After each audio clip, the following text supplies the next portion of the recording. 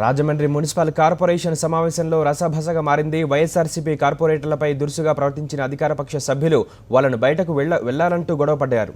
దీంతో వైఎస్ఆర్సీపీ కార్పొరేటర్లు ఆందోళనకు దిగారు. టీడీపీ ఫ్లోర్ లీడర్ తీరుకు నిరసనగా మేయర్ ఛాంబర్ దగ్గర బైఠాయించారు.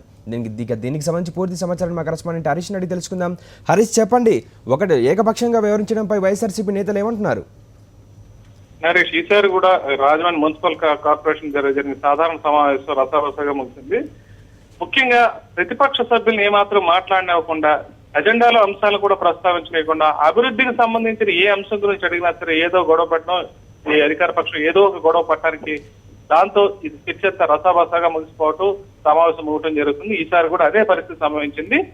రాజమండ్రిలో అభివృద్ధి కార్యక్రమాలకు సంబంధించి ప్రతిపక్ష సభ్యులు వైఎస్ఆర్సీపీ కార్పొరేటర్లు మాట్లాడుతున్న సమయంలో అధికార పార్టీకి చెందిన ఫ్లోర్ లీడర్ వరే శ్రీనివాసరావు ఈ విపక్ష సభ్యులు బయటికి పొమ్మండి అని చెప్పడంతో దాంతో తీవ్ర ఆందోళనకు దిగారు.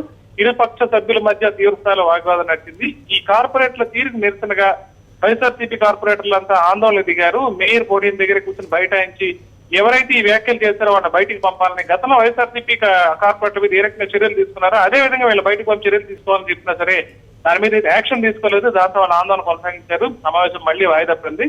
ముఖ్యంగా ప్రజలకు సంబంధించి పనికొచ్చే అభివృద్ధికి సంబంధించిన ఏ అంశాలు చర్చించినా సరే చర్చ జరగకుండానే ఏదో ఒక గొడవ తీసుకురావడం ద్వారా ఈ కార్పొరేషన్ సమావేశం వాయిదా పడుతూ వస్తుంది. తర్వాత ఏకపక్షంగా వాటిని ఆమోదించడం జరుగుతుంది.